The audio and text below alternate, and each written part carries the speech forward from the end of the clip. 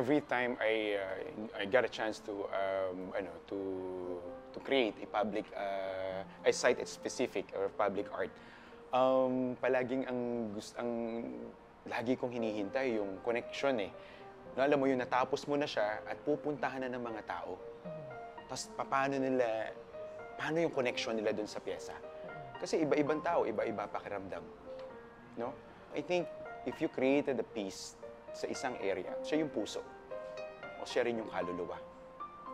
So yun yung patuloy na kumukonekta dun sa buhay, doon sa area na nasasakupan niya.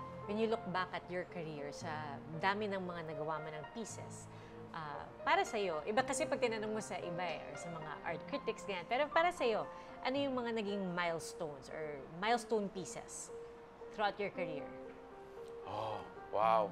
Kasi ang dami kong mga series, no, na mga ginagawa. Pero pagka nakita kasi ng mga tao, they know, at least, no, maano na, oh, this is Jinggoy Buen Suceso sa pieces. Siguro nga, yung when I was 9 years old, paborito ko yun. Yung mga knuckle duster. Gagawa tayo ng mga pyesa nun, no? May inspired tayo yan. Itong origami, dahil kakaiba siya, no? Yung origami series is composed of folded and crumpled powder-coated metal or aluminum. Yung talagang tatak Jinggoy Buen Suceso. Oh yeah, pag nakita mo, no? Sino ba naman ang artist na lulukot ng metal at nilalagay doon tapos magugustuhan ng mga tao? Bigla na gusto nilang sobrang laki sa area, sa bahay or sa building, ng isang building, nandun yung buong pyesa na yun. Diba? Madami mga pyesa eh, Pia. But I guess yung dalawa na yun yung isang milestone din dun sa, sa career.